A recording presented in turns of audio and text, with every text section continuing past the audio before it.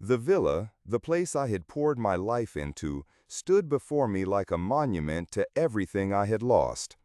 The air was thick with a silence that felt as heavy as the stone walls themselves. Melanie's voice broke through it all, cold, sharp, and unyielding. "It's theirs now." Those words reverberated inside me, as if the ground beneath my feet had cracked open, swallowing the world I thought I knew. She meant Julian's family, the ones who hadn't lifted a finger to build this home, yet now claimed it without hesitation. I barely recognized the daughter standing there, her face unreadable, eyes fixed on me with an unsettling emptiness. Julian stood by her side, his smirk a silent challenge. The exchange between them was a quiet celebration of a coup I hadn't even seen coming, as if they were the victors in a game I was only just learning was being played. My heart tightened, a slow, wrenching ache that settled deep in my chest. This villa wasn't just a house. It was the fortress of my family's past, a place shaped by years of sacrifice and love. I could still feel the weight of those years, the nights I worked late into the dark, long after the world had fallen asleep. I remember taking on extra shifts, tightening every financial belt to make sure every mortgage payment arrived well before its due date, so that this home could remain ours, solid and unbreakable. Melanie's education had been a priority, even when funds were tight. I remember the pride I felt each time I managed to cover another tuition bill, believing firmly that these sacrifices were investments in her future, one where she would stand on her own feet, grateful for the foundation I built. But now, standing face to face with this cold dismissal, all those memories felt distant, almost unreal. It wasn't just about losing property, it was the sting of ingratitude, the slow unraveling of the trust I had nurtured over decades. But now, standing face to face with this cold dismissal, all those memories felt distant, almost unreal. It wasn't just about losing property, it was the sting of ingratitude, the slow unraveling of the trust I had nurtured over decades. The air grew colder as the reality set in. My own daughter was turning her back on me, on everything I had done for her, because she thought she deserved it all, without thanks, without respect. Julian's smirk was more than disrespect. It was a declaration. He looked at me as if I were a relic of a bygone era, an obsolete obstacle in their path. In his eyes, I was an old man, clinging to ideas and values no longer relevant in this new world they wanted to command. But beneath my calm, I felt a fire awaken, a slow-burning resolve that steadied my hands and cleared my mind. This wasn't a petty family squabble or a moment of weakness. It was a calculated takedown, a stripping away of my rights, my ownership, my legacy. Melanie and Julian thought they could erase all the years, the labor, the love that had shaped this place, but they gravely underestimated me. They mistook patience and generosity for helplessness. I looked around the villa once more, the rooms where laughter once echoed, and the walls that had witnessed generations growing up. Each corner was etched with memories, a history too deep to be dismissed with callous words. I was not just losing a house, I was facing an attempt to erase what I stood for. As I stepped away, the floorboards creaking beneath my weight, a quiet pain pressed on my chest. But it was not despair. Somewhere beneath that hurt stirred a deep well of determination. They might have taken the first move, but I had not moved yet. Their triumph was premature. I had built this home with my hands and my heart. No arrogance or greed could ever truly take that away. The villa belonged to me, not just because of legal documents, but because of everything I had sacrificed to make it what it was. And I would claim it back. No matter the cost, no matter how long it took. The apartment was quiet, bare, a stark contrast to the warmth and memories embedded within the villa I had been forced to leave behind. Its cold walls did little to comfort me, but in that stillness, my thoughts found room to unravel decades of devotion, sacrifice, and the hard labor that had built that home and all it stood for.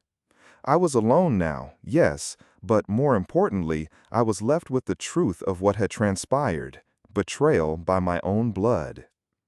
I revisited memories like scenes from a long-forgotten film. I saw myself, a younger man with tired eyes but unwavering resolve, drafting blueprints by the soft glow of a single bulb.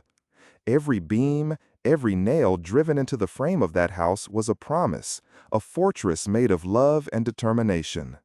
I remembered the rain-soaked nights I spent on that roof, hands strained and frozen as I patched leaks, determined not to let the storms consume the future I was building. Every penny I could save went toward paying down the mortgage early. No matter how tight the budget, I stretched it thinner to ensure the villa remained ours, financed for security. Melanie's education was paramount. I covered every tuition fee, every expense related to her schooling, believing that these sacrifices were the foundation for her freedom and success. I thought those sacrifices a silent language between us, a bond stronger than words. I would never forget the sound of her laughter as it once echoed through those rooms, or the way she clung to my finger learning to walk. I remembered the nights when fever kept her from sleep and the quiet watches I held. Yet here I was, recalling them all with a bitter sting. I was confronted with the cold reality that she no longer revered those memories. She looked at me now with an expression flattened by entitlement and disdain, as if the years of sacrifice meant nothing. The gulf between past and present pierced me. The love that I had so freely given in hope and expectation had transformed into a harsh betrayal. It was not merely the loss of a house that cut so deeply. It was the unraveling of a trust I had nurtured for decades. How had gratitude given way to such cold indifference? When had the daughter I held so dear become a stranger willing to discard me? But beneath the pain, something new grew, a fierce flame of outrage that was not rooted in emotional hurt, but in a sense of raw injustice. Throughout my life, I had been a man of pragmatism and reason, skilled in navigating complexities and managing hundreds of projects with care and precision. I had never expected to use that same knowledge against my own daughter, yet now that very expertise became my weapon. I began to draft a mental map of the legal and financial terrain. Years before, I had handled every loan, every mortgage payment, every contract with meticulous attention, ensuring no loose ends could threaten the villa's security. Those documents, letters, agreements, signatures, were more than just paper. They were armor to protect what was mine. Instead of falling into despair, I turned my mind to calculation. My experience managing projects had taught me to find leverage where none seemed apparent. I thought of the contractual clauses that often escaped notice, the hidden debts that Julian's family had likely ignored or hidden, and the financial pitfalls embedded in their hastiness. Old friendships passed like flickering lights in my memory. Retired lawyers, former auditors, colleagues with expertise and wisdom. Their counsel would be invaluable for exposing the flaws in Julian's claims. Alone in that bleak apartment, I wasn't just a betrayed father.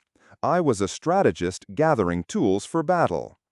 The silence that once suffocated now became a crucible forging a plan. This would not be a swift fight. It would be long, marked by opposition and scorn.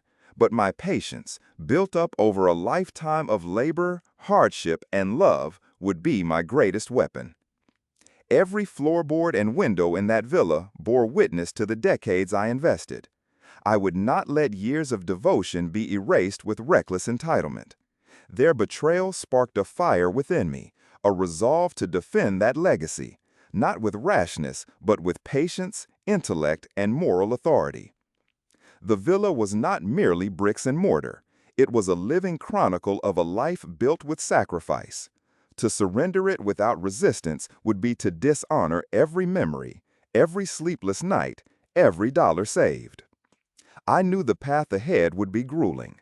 I would face their contempt, their attempts to silence me, their relentless drive. But I would not falter. My approach would be measured, precise, and persistent. I was a man who had built bridges where none existed and solved problems when others saw only dead ends. From the quiet of that modest apartment, the contours of a plan began to emerge. It was a plan grounded in the cold certainty of facts and contracts, not in anger or sentimentality. Justice was no longer optional, it was imperative. The arrogance and entitlement that sought to strip me of what was mine would be met with unwavering resolve. I would reclaim the villa, restore what was lost, and make sure that those who betrayed the bonds of family understood that such treachery would not go unpunished. And with that thought anchoring me, I felt for the first time a restless calm. This was only the beginning. The news came faster than I expected. Whispers, rumors, subtle signs that Melanie was preparing to execute a legal maneuver meant to sever my ties to the villa forever. She intended to transfer the property into Julian's name and from there to his family's, swiftly, quietly, irreversibly. It was more than a betrayal, it was a calculated scheme to erase me without warning. A strategy designed to make any resistance futile. I felt the weight of this revelation settling deep into my bones, a cold, bitter sting. Yet beneath the initial shock, clarity began to crystallize. This was no longer simply a family dispute between father and daughter. It was a clear maneuver to deprive me of what was legally and morally mine. Their plot didn't just betray blood, it challenged everything I stood for. I remember Julian distinctly during our last encounter. His dismissive tone, his mocking laughter at my unyielding insistence on my rights and decency. He called me old-fashioned with derision, as if my values were relics best buried in the past. Their arrogance lay bare, thinking me powerless, worn out by years and outpaced by their ambition. Yet behind my calm exterior, a fierce resolve had settled. Julian's scorn was his mistake. He underestimated a man weathered by decades of complex struggles, but tempered by patience and knowledge. I was no stranger to intricate projects, contracts that demanded attention to minute detail, and negotiations where every word counted. I lost no time. Grief had no place now, only focus. The battlefield lay before me, and I had to think like the engineer and strategist I always was. I began to dissect the situation, identifying every contract, every clause, every detail that could be leverage. Years spent managing financial documents and legal agreements were not wasted, they were my compass. I recalled the contacts I still trusted, an estate lawyer with a reputation for piercing through deception, a retired auditor whose eyes missed no detail, a former colleague whose expertise could expose the gaps even the most careful schemer missed. I would call on them all. Their combined insight was my greatest asset. In long nights spent under the harsh light of my small desk lamp, I examined every contract tied to the villa. Deeds, mortgages, payment schedules. Each signature and clause was a line of defense. I scrutinized the loans I had negotiated. Many paid ahead of schedule, some with contingencies designed to secure my rights. I focused especially on the marital contracts, legal landscapes often overlooked in these battles, but so often the key to unpicking false transfers and concealed ownership. While Julian's family believed they had a straightforward path, I found their steps littered with hidden liabilities, debts undisclosed, financial risks buried beneath layers of paperwork where their haste had blinded them. Piece by piece, my plan began to take form. A multi-pronged approach aimed at halting the transfer, exposing the fraud, and reclaiming my position of legal ownership. I would petition to freeze the villa's title, halt all tax and utility payments linked to it, and turn the spotlight onto every suspicious transaction. The villa itself would become a fortress, not just of brick and mortar, but of legal protection and scrutiny. When it came time to face Melanie and Julian, I did so with the calm certainty of a man who had done his homework. I laid out the potential legal barriers I was ready to erect, quietly but unmistakably. Their faces flickered with surprise, a crack in their previously impenetrable arrogance. Julian's bravado faltered the moment I referenced the hidden debts and contractual loopholes I intended to expose. Melanie's eyes narrowed, weighing the sudden, unexpected threat. They tried to brush me off, Julian taunting with sarcastic laughter, but my eyes held the steady fire of a man no longer willing to be sidelined. I was backed by knowledge, patience, and allies, unseen yet formidable. We stood at the precipice of a drawn-out war, a battle that would test every ounce of my resolve. My fight wasn't born of hatred, but necessity, the need to restore justice and fairness, to reclaim the home crafted by a lifetime of sweat and love. As the days stretched into weeks, I grew more confident in the foundation I'd laid. I combed through every document, every financial statement. I pored over the smallest details where their guard was weakest. I was like a builder inspecting a structure for flaws, knowing that the smallest crack, if leveraged properly, could topple the grandest facade. This was no rush to confrontation, but a slow, methodical siege. I knew the value of patience. Reactionary anger was a liability. I'd learned that over a lifetime of negotiations, of managing contractors and deadlines. My every move was calculated, protecting me not only legally, but mentally. The villa was far more than walls and grounds. It was the embodiment of decades of sacrifice. To surrender it was unthinkable. The betrayal had sparked a fire in me, calming my sorrow into something sharper, purposeful, and resolute. Their contempt, their refusal to recognize the ties of blood and gratitude, they would meet not bitterness, but relentless persistence. The arrogance they displayed, the assumption of victory, had blinded them to one truth. I was a man who had solved intricate problems when others saw only chaos. I was a builder and a strategist who would use every tool at his disposal. Before long, the lines of that plan had become clear. A campaign of legal challenges, financial scrutiny, and exposing every hidden corner of their scheme. Soon I stood firm in my resolve, ready for every obstacle, every attempt to erase me, confident that the tide was turning. This turning point was the first step, sharp, deliberate, and unshakable. The fight to reclaim my home, my dignity, and my legacy had begun in earnest. The villa was no longer just a house. It had become the focal point of a protracted, complex struggle, a struggle that I faced not with fists or fury, but with the measured precision of a man who understood that patience and intellect can outmatch youthful arrogance and deceit. Inside my sparse apartment, I surrounded myself with the accumulated evidence of a lifetime's work. Documents meticulously stored over the years, contracts signed under seasons now long past, bank statements bearing witness to punctual payments and long-standing financial commitments. Every piece of paper, every faded signature was a fragment of a legacy they had tried to erase. And now those fragments became the foundation of my defense. Reaching out to those I trusted most was a critical first step. Harold, the estate lawyer whose sharp mind and unwavering professionalism had seen him through countless battles, immediately grasped the gravity of my situation. His calm, measured voice became my anchor through turbulent days. Then there was Lisa, the retired auditor whose attention to detail was uncanny. Nothing escaped her penetrating eye. Together, we formed an unbreakable alliance. A small but formidable team dedicated to dismantling the web of deceit Julian's family had woven. Our initial focus was on the villa's financial framework. What I had first suspected was merely superficial deception unfolded into something far more intricate. Julian's family had entangled themselves in a network of loans and securities, many linked to dubious sources with unfavorable terms concealed through layers of paperwork.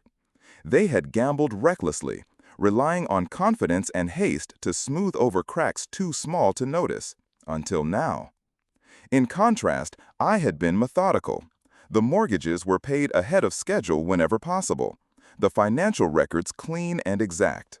These accounts were not mere numbers, but shields, artifacts of a man who had forged security amid uncertainty. Lisa's meticulous audits uncovered discrepancies, undisclosed debts, inconsistent entries, unexplained fees that served to expose the financial fragility underpinning Julian's claim. Parallel to financial scrutiny, Harold and I delved into the marital contracts governing Melanie and Julian's assets. Their oversight of key clauses became glaring when examined closely. Certain provisions promised protections for my interests, safeguards against unilateral asset transfers. These contractual details, ignored or misunderstood by my adversaries, became critical fault lines. By identifying and highlighting these weaknesses, we laid the groundwork for obstructing the villa's ownership transfer. My engineer's mind instinctively framed this complex legal and financial tangle as a structural problem. The villa's ownership and the associated debts were the beams and pillars supporting a fragile entity built on shaky ground. Our job was to carefully identify and pry loose the bolts that could topple the entire structure without harming the core foundations of my claim. During this investigation, evidence of possible forgery surfaced. Julian's arrogance had led to carelessness. Signatures on amendments and transfer documents showed inconsistencies. Notes and dates were altered. Some pages bore signs of backdated corrections. These small but crucial details, verified meticulously by Lisa, were ammunition for legal actions that could not be ignored. Each discovery strengthened our resolve and refined the plan. Rather than a single frontal assault, our strategy evolved into a multi-layered campaign. First, secure an immediate legal injunction to freeze any sales or transfers. Second, publicly expose the financial entanglements and hidden liabilities. Third, mount vigorous challenges on legal grounds based on marital agreements and fraudulent paperwork. When the court granted the injunction to freeze the villa's title, a vital crack appeared in Julian and Melanie's armor. Their plan, once assumed to be unstoppable, was halted for the first time. The villa stood frozen in legal limbo, protected temporarily by the power of law. The impact was immediate and wide-reaching. Notices suspending the payment of taxes and utilities connected to the villa followed swiftly. These administrative actions applied a quiet pressure, an imposed boundary that forced Julian's family to scramble to address neglected responsibilities or risk further legal complication. Each administrative hurdle was a tool to destabilize their confidence and stall their momentum. Our first direct conversation after initiating these moves was telling. I kept it brief and steady, revealing no emotional outbursts. The villa is not merely property. It is anchored in years of responsibility, contracts, and commitments. Your plans cannot overlook that. Melanie's confident smirk faltered for a fraction. Julian masked his frustration with scorn, but chose silence over confrontation. Behind these interactions, I recognized a subtle shift. The veneer of inevitability they had worn began to crack. They were scrambling, recalculating the strength of my opposition. The arrogance that had once blinded them faded, replaced by a grudging acknowledgement of the serious challenge before them. The days unfurled into weeks and months of relentless effort. Nights stretched long with scanning, cross-referencing, phone calls with advisors, and continuous refinement of our legal and financial approach. I relied on a lifetime's patience, a trait forged by managing complex construction projects, budgeting massive endeavors, and negotiating contracts that left no detail to chance. I understood deeply that passion alone could not reclaim a legacy. It required temperance, focus, and a steady mind that could withstand setbacks without wavering. In the quieter moments, I revisited the memories tied to the villa, the laughter echoing through the halls, the quiet evenings with my late wife, Maria, the sacrifices made with hope and love etched into every corner. The villa was more than property. It was the physical embodiment of my family's history and future. My sorrow shifted into a sharper edge of resolve. Their lack of gratitude and callous betrayal would not be answered with bitterness, but with a steady, unrelenting will. Julian and Melanie underestimated the weight of experience I carried. The problem solver, the builder, the strategist who thrived amid complexity and chaos. They were facing not a man broken by loss, but a man transforming that loss into a meticulously crafted defense. Our multi-front campaign progressed steadily. The legal injunction stood firm. Financial records were scrutinized and discrepancies highlighted for investigators. Marital contract footage provided decisive ammunition. Documented forgeries were cataloged. The villa, once vulnerable, became a fortress of legal protection and factual truth. With each revealed truth, Julian and Melanie's composure eroded. Where they had once moved boldly, they now hesitated, their moves cautious and reactive. Their earlier confidence now strained under mounting pressure, threatening to topple like a poorly constructed scaffold. Behind me, my allies remained vigilant, their expertise crucial in navigating the labyrinthine battle ahead. Their steadfast presence was a reminder that I was not isolated, that allegiance and experience had become my shield. Justice, I realized, is not an instantaneous act but a sustained journey. My fight to reclaim the villa was as much a quest for dignity and principle as for physical ownership. Within the quiet grit of these efforts, a new structure emerged. A fortress constructed not of mortar and stone, but of evidence, legal force, and resolute will. I stood unshaken, ready to meet every challenge. The villa was my legacy, my home, and it would be reclaimed. Carefully, deliberately, with the precision and patience that only time and experience can grant. Brick by brick, clause by clause, the journey to restoration advanced, a testament to endurance and the unyielding pursuit of justice. The battle for the villa had shifted from abstract plans into undeniable reality, and with each passing day, the walls I built around my claim grew stronger. The villa, once vulnerable to the careless hands of Julian and Melanie, now stood guarded by a network of law, finance, and determined allies. Every step we took tightened that grip. The legal injunction against any sale or transfer had become a steadfast fortress, a bulwark that reverberated confidence through my veins and sowed doubt deep within their ranks. Suspending tax and utility payments was no trivial matter. These interruptions triggered alarms in the machinations of Julian's family, and the ripple effect was immediate. Their frayed nerves surfaced in furtive conversations, late-night meetings, and hurried phone calls that betrayed a growing anxiety beneath their veneer of poise. There, in the undercurrent of their once confident campaigns, was the unmistakable rhythm of panic. In every encounter I had with Melanie and Julian, I kept my voice steady, my words free from bitterness or fury. I wielded facts and principles like a craftsman wields his finest tools. This villa is protected not only by ownership, but by the devotion it represents and the contracts that bind us. Your haste will encounter the law's deliberate pace. Her usual sneer faltered, replaced by a shadow of uncertainty. Julian, the man who claimed dominance, here and there showed fissures of worry beneath his corrosive bravado. Behind these surface clashes, our efforts pulsed with fervor. Lawyers, auditors, and I dissected every document, every financial record with relentless care. Maps of contractual obligations and patterns of questionable activity became blueprints guiding our legal onslaught. Each irregularity uncovered was another brick in the defense. Every delayed payment suspended, every fractured signature documented, inched the villa's safety from the brink. Walking through the villa in memory more than flesh, I felt those walls anchor my resolve. The worn steps, the creaking floorboards, the imprint of countless moments lost and loved stirred a fierceness inside me. This wasn't mere property. This was a life's work, a symbol of patience and sacrifice, tenderly nurtured over decades.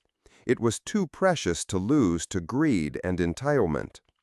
The long nights bore heavy, and weariness threatened more than once to seep into my spirit. But the strength painstakingly gathered over a lifetime gave me the stamina to endure. The fight was not for the faint-hearted. It demanded a mind honed by precision, a heart tempered by patience.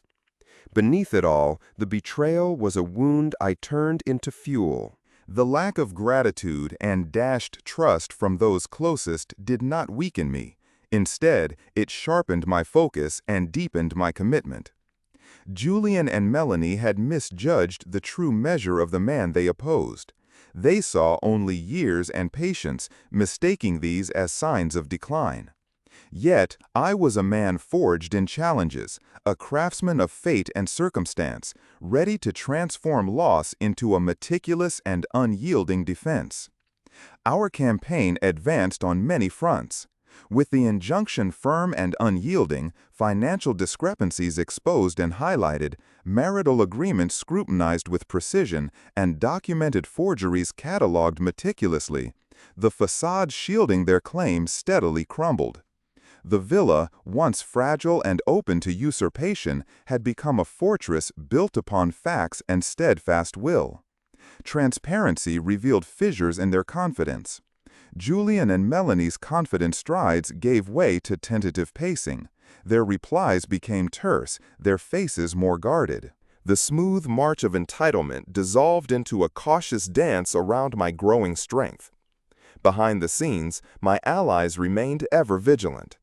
Harold's calm legal mastery and Lisa's exacting financial acumen transformed uncertainties into clear paths forward. Their steadfast support underpinned every move, turning complexities into opportunities to fortify our position. I learned deeply that justice is forged in persistence, not fleeting moments of triumph.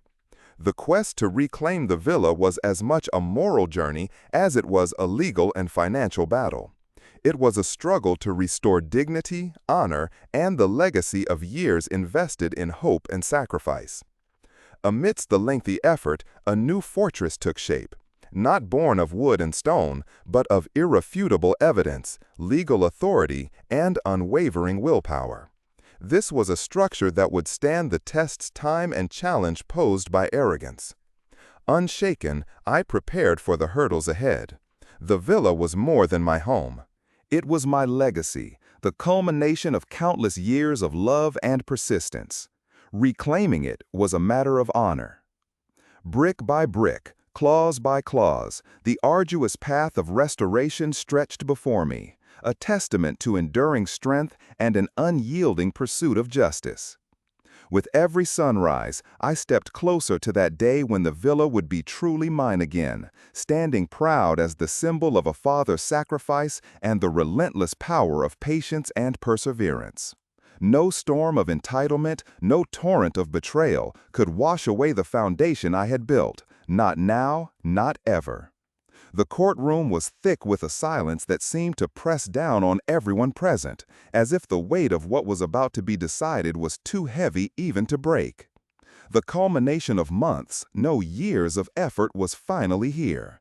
The villa, my home, my legacy, what I had defended tooth and nail, was on trial in more ways than one.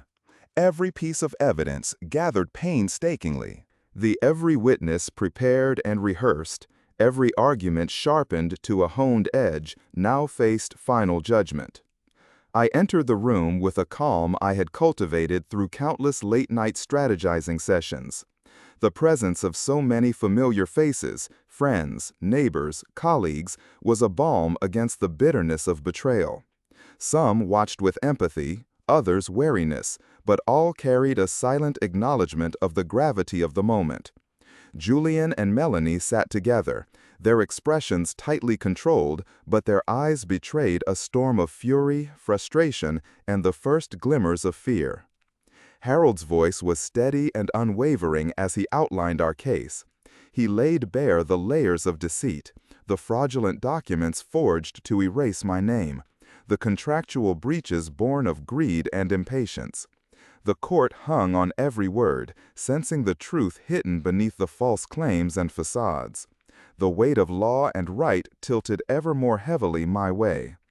Lisa followed, unveiling the financial labyrinth that Julian's family had tried so desperately to conceal. Her detailed reports and analysis mapped every hidden loan, every suspicious transaction, each forged signature meticulously documented. It was a revelation that removed any doubt about who had tried to manipulate the system, and why. The room shifted, a collective breath catching as the full scale of their deception became undeniable. When the time came for me to speak, I stood. My voice was firm but carried no venom. Instead, it bore the quiet authority of a life lived in hard lessons and steadfast dedication. I spoke of what the villa meant, not only as a pile of stones, but as a sanctuary built on sacrifice, love, and relentless care. I spoke of the harsh winters endured to keep its hearth warm, the months of scrimping and late nights to pay off debts early, the dreams fostered within its walls. Melanie's response was sharp and tinged with bitterness. Preserve the original language of outdated principles, of blocking her rightful future. Yet, beneath her words, vulnerability leaked through. Julian attempted to mock my convictions, dismissing them as relics from an obsolete era. Their attacks, however tiresome, only served to highlight the difference between reckless ambition and unwavering responsibility. We called upon witnesses who had lived alongside the story, the contractors who knew my diligence, neighbors who had watched the villa's enduring presence, financial experts and family friends. These witnesses affirmed not just my claim to the villa, but the integrity and care that had defined my stewardship. The courtroom walls echoed with those affirmations, weaving a tapestry of truth that no forged paper could undo. The hours passing in the courtroom felt layered, thick with tension, anticipation, and a sense of justice inching closer. The judge listened, paused, and absorbed all presented. His gaze, judicious and calm, carried the gravity of a man balancing law and human frailty. When the verdict at last came, the room held its breath in collective suspense. The court ruled unequivocally in my favor. The fraudulent claims invalidated, the contracts restored, the villa's ownership reaffirmed in my name. Justice, though long delayed, had been served. Relief surged, radiant yet mingled with sorrow. The victory was not without cost. The fractures within the family ran deep. The bitterness of betrayal raw and visible on Melanie's face. Her sorrow a storm of regret and anger. But I stood firm, focused on the restoration of what was rightfully mine. Emerging into the sunlight outside, the warmth felt like absolution. Every step away from the courtroom was a step into a new chapter, a home reclaimed, a legacy restored, but also a path toward healing fractured ties. The villa no longer stood merely as a building. It was a monument to resilience, truth, and the enduring power of love and patience. It was now a symbol of a father's unwavering fight for justice and dignity amid adversity. Though restoration was complete, the memories of betrayal lingered, bitter scars that tempered victory with caution. Yet the quiet dignity of justice prevailed, underpinning hope for fractured bonds to mend. Standing among the sunlight filtering through familiar windows, I understood deeply that what had been reclaimed was more than land or timber. It was the sanctity of family, the honor of sacrifice, and the strength of enduring resolve. The villa, my life's work, stood firm, a testament that no document forged in bad faith, no act of greed, could erase the foundation of love and sacrifice forged within its walls. I had reclaimed not just the villa, but the integrity woven deeply into its very soul, ready now to welcome the future as a guardian of legacy and truth. Returning to the villa felt like stepping into a world both familiar and changed. The walls, weathered and worn, yet steadfast, held the quiet echoes of a lifetime. Memories etched deep in wood and stone, waiting patiently to be embraced once more. Walking through the rooms, I felt the gentle gravity of those years surround me, as if the house itself understood what had been lost and found again. This was not just a dwelling reclaimed, it was a monument to resilience, a testament to the perseverance of love and sacrifice. Each creak in the floorboards, each faded patch of wallpaper bore witness to decades of endurance. The warmth of family gatherings, the traces of laughter and tears that had shaped every inch. Now, after months of legal battles and turmoil, the villa stood restored, its spirit unbroken and ready to welcome me home. Settling into the old armchair I had known so well, I allowed myself a moment to absorb the weight of this victory. The court's ruling had confirmed the rightful truth, undoing the fraudulent claims and restoring ownership to me. But the victory was bittersweet. The wounds inflicted by betrayal ran deep, not only within the family, but within the very fabric of our shared history. Melanie, once my beloved daughter, bore the visible marks of sorrow and regret, her bitterness lingering in the shadows between us. That pain stirred a quiet ache within me, a reminder that while justice had been served, healing would take time. Despite the fractures, there was a profound peace in knowing that justice had prevailed.